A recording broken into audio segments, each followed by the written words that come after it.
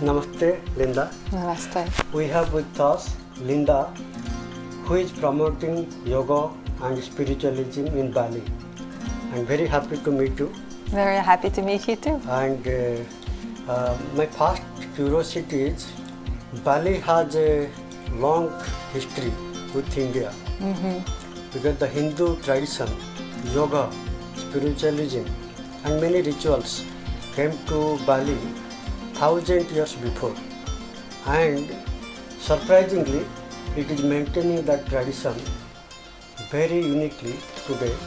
And as you mentioned me, the Balinese people, though they are very liberal in interacting with other people, but they keep their culture very intact, which is very unique. And you have been here for 25 years. 25 years, yes. So what is your best experience in Bali?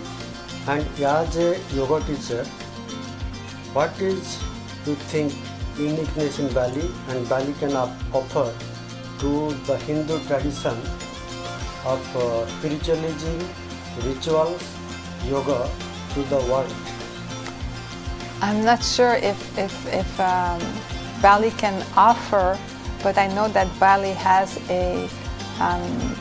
is very consistent in their spiritual practice. Every family, every individual is very involved with the spiritual practice. They're very involved with their temple. They have a lot of ceremonies, and not only that, but they enjoy it very much. Okay. I will always remember going on a Saturday night after midnight to a temple, and it was full of teenagers that were going there, but they were going there they were just enjoying it. So it's really something that they really enjoy, and so it's not something that is forced upon them. In fact, it's very important in spiritualism. When you talk about spiritualism, there is a fear psychosis also. You do this, otherwise God will, take revenge. And this, but you are talking very important thing. People, the next generation are enjoying the teenagers. Yes. It's not by it, but I don't think it comes by fear. They just enjoy their practice, they enjoy their ritual, and they live according to the Hindu principle. Yes. And mostly the traditions are only from family or community or within the temples also. So it's a lot. I mean, there's the rituals in the family. There's also each villages have their own ritual, but also they have their connection with their temples as well. Linda, did you also find difference within the region, within Bali, in the Hindu tradition? Yes, there's differences because I've done rituals with from different villages, and there's some differences, but also some similarities. So but what are those? Can you give some examples? No, I cannot give examples, but I know that the essence is the same, but the way they do it is some villages it will be more elaborate, some villages will be more simple. So it depends on their, I guess it depends on their traditions. One thing I observed in Bali, most houses also they have same architecture like temple. Yes. If we enter on the outside, we find Buddhist statue, some yakshas, I think. What are those outside? Yes, this is they have their own gods. Local that gods. They have their own gods, and so these statues represent for protection at the entrance of the house. I must say that when I first arrived in Bali 25 years ago, there were not so many deities, statues as we find now. There is a more ritualization now? Yes, well, no, I think it has not really changed, except that the people love now to have some statue of the different gods. Whereas before it was more, they go to the temple, it was like shrines, but like not really necessarily with a god. Okay. Yeah. Each of the house I found there is a commonality. When you enter to the house, there is a Ganesh Yes, that's new. There was not necessarily like that before. 25 years it was not. No, 25. No. In fact, but Ganesh was part of their psyche, but they didn't have that many Ganesh before. Okay. Yeah. So that has evolved. Yes, I think with televisions and videos and the exchange, more people coming here. I think that they start to, but they always have a very acute sense of aesthetic, and I think that these deities that are put into the house is for the connection with the deity, but also as an expression of aesthetic as well. You have actually two studios, yoga studios. Yes. One is intuitive flow, that attracted me a lot, the concept itself. Can you elaborate? Yes. What is sub philosophy behind it? So intuitive flow is really a place that when I opened my studio 10 years ago, I wanted to create a place where people could find to practice yoga, but to connect with spirit, to practice a yoga that is that connection with a spiritual connection as they practice yoga. And so that's why at first I was teaching by myself, but eventually there was more demands. There was more yoga in Bali, and I started to hire other teachers. But that is the difference in our studio, is that it's more of experience. It's more spiritually oriented. Okay. Yeah. And another you have also Nalanda. What is the difference between Nalanda and intuitive flow? Intuitive flow is a school where people can drop in for one class or 10 classes or 15 classes, or they can stay for several months. Nalanda is more it's more a school where people will take a program. So I want to bring like really high quality teaching. Okay. So here in Intuitive Flow, you also get a lot of tourists. Sometimes we need to stay basic yoga, like in terms of knowledge. What I feel Intuitive Flow is more of temporary and mostly concentrated to tourist, whereas Nalanda is more research and long term. No, not necessarily. Maybe it's just an intuitive flow is an introduction for people that come, and then my desire, because I have my desire is to work with people that are interested in to go a little bit deeper, and that are really that have this desire to study authentic teachings. So my desire is to bring really high quality teachings. Okay. So in India, especially, yoga also combines many other things. Yes. From food to your behavior to breathing to meditation to some rituals, pranayam. Yes. So do all the things are. Yes, I bring a lot of course there's asana, but mudras, nyasa. We do a lot of pranayama, meditation. Of course, I bring all the rituals from Hinduism, the Balinese Hinduism as well. Okay. So also Buddhism. not so much Buddhism. Although Nalanda is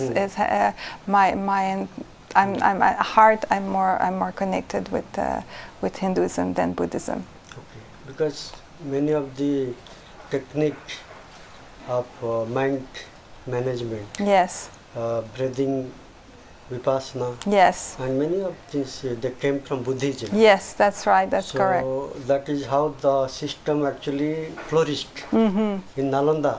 Yes, I know. They brought together Hinduism and Buddhism tradition. Yes, yes. And they flourished. So, Linda, can you explain what is the main stakeholders of yoga? Tourists also, and also the local people. Who are the people coming for yoga? Everyone comes to yoga, but I think that now there are people that come to yoga just as an activity. Okay. They're tourists and they just want something they want to try. But there's also people that, for me, I can say to me that yoga is a lifestyle. Yes. Yoga is a way of living, and I don't know what I would do without yoga. I'm not a religious person, but I'm a spiritual person. Yes. And yoga allows me to connect with my spirituality, my inner life. And it helps me also to navigate the ebb and flow of life. And I'm very grateful that I have yoga. And so my purpose is to share this. So whatever I know, I want to share it with other people. What is the age group of practitioner coming to your yoga class? I have every age, but I also have people that are older, maybe a little bit more mature than. But I also have very young people that come Those as well. are enthusiastic. Yes, Okay. yeah. Can you also explain, because you travel to India, Nepal, and other places where yoga tradition is Yes. there. So can you give some Indian connection? How you learn from India and how you often go also. Yes, and yeah. what you learn and how you connect with the yoga and spiritual tradition. Well, I've studied in different schools. I've studied in Chennai in the Krishna Masaya Yoga Mandiram. Okay. Had the pleasure of learning foundation in Vedic chanting, Okay. and that was amazing for me because it opened doors of learning the texts. Do you also include mantra in this yoga? Yes, I Can include mantra. Can you give one example of one mantra which you do? Agnir me vachi shritaha vagridaye hridayamai aham amrite amritam brahmani. You're welcome. Here I also see the ordinary Balinese. I went to Nusa Penida 2 years before, and the kids I asked, they chanted Gayatri Mantra. Yes. I feel it is very much part of every house. Yes. Chanting mantra. Well, it is. It's part. Yes. Yes. It's Even part the of. ordinary people, they chant mantra. That is your point also. They keep their culture very Yes. intact. Yes. And which tradition of yoga, actually, we have so many traditions in India. Yes. So which tradition you are promoting here? Which tradition of yoga? That the local people do. Huh. I think that it's just they don't name it, but Okay. they practice. If I look at the yama and niyamas, Okay. that is part of the teaching that they receive from their parents, they receive from the school. So it's not something that they learn in a yoga studio. Okay. But it's similar, but not the same either. Yeah. Acha, Linda, another question. In India, recently only some schools have yoga in the school curriculum. Yes. Do you have in Bali also part of school curriculum? Not so much. They do mostly sports. Okay. Yeah. Not yoga.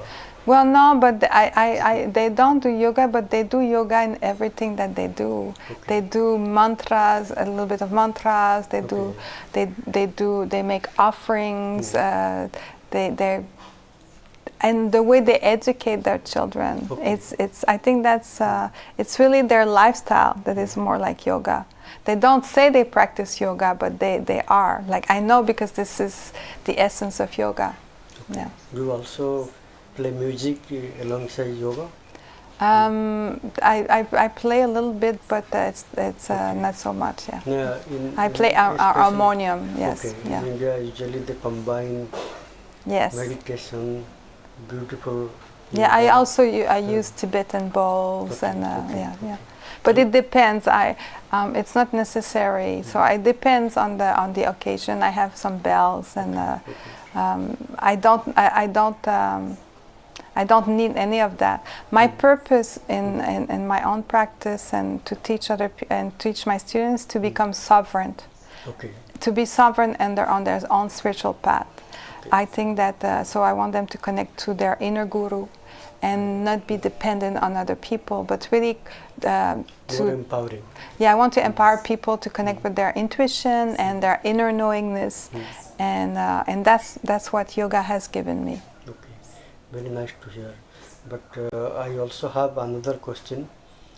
In your 25 years, you have been, I think you are enjoying the Bali life. Yes, very much.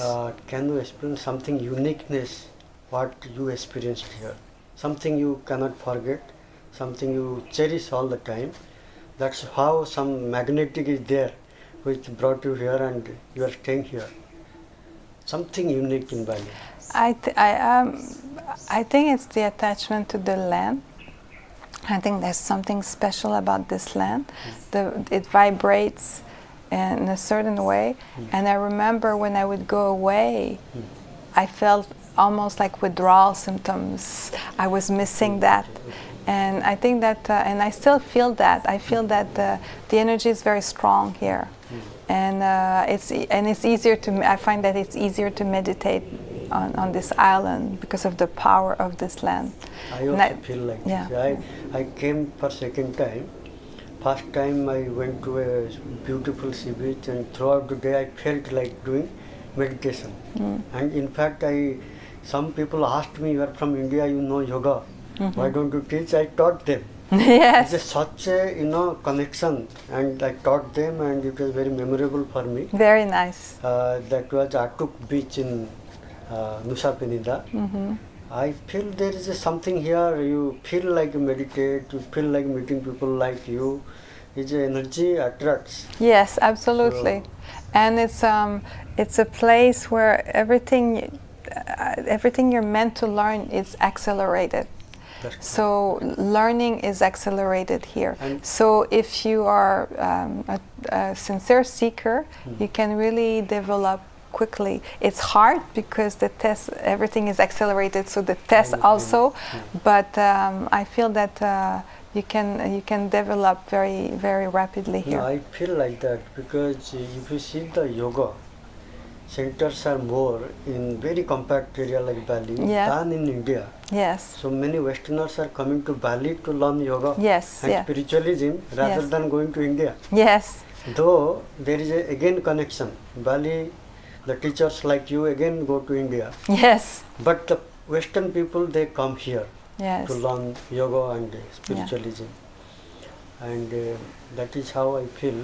I must say also that when I first came to Bali, I met a teacher here. So my teacher was not a yogi, but he taught me about healing and energy. And so I was very privileged to have a guru.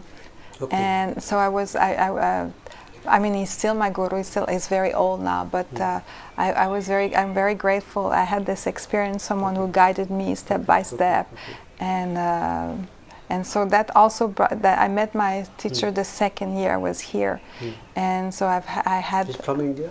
No, he's from Bali. In Bali, yes. And I had this really like a discipleship with him, and I was very lucky to have that. Linda, you have been here. And my teacher taught me about to be sovereign as well. Sovereign, okay. Yes. You had guru, and who taught you sovereign. Yes. And you are also doing same thing. Yes, yeah. So I find little contradiction in India. Sometimes the guru is a very dichotomic, very dialectic, you can say. You have somebody to guide you to become emancipated. Yes. Something very good in spiritual tradition. Because you need to learn some techniques, meditation, or mind management, or whatever, to empower yourself. Very nice to meet you. I felt very good. May I ask you about your place, where you came from? I'm from Canada. Canada. I'm French Canadian. Okay. Yes. And what attracted you to learn yoga? I first started to yoga when I was quite young. Okay. And the first yoga class was in school in Canada. Yes. Okay. And then I went to Sivananda because it's very popular in Canada. Yes. And the headquarters is in Rishikesh in India. Yes, I've been there. And but yoga was never part of my. At first, it was not always part of my life, but later, it's something. And then I start to have a. I think that when I came here, my lifestyle also was easier to have a yogic life and practice every day. No, it is actually a blissful life. Not all can do. No, I'm many very lucky. people actually try hard to be like you, but they have money, they have everything, but they never become. So it is something evolution of self. Yes, I feel. I think it's really, for me, I think what I have learned is surrender. To surrender, and like I do my best, but I surrender, and that's what allowed me to stay here. I work hard, but I also let go of the attachment. Okay. Linda, there is some tricky. You know better because you are spiritually oriented. We have Guru who empower you.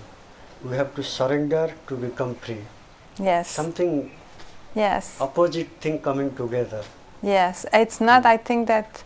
I think that it's not opposite. I think that it's very empowering to surrender, and it's. I think that I know I had a teacher, and I needed to surrender to him, to trust him, because I don't always understood what he wanted, but and the things that he asked from me, but I trusted him.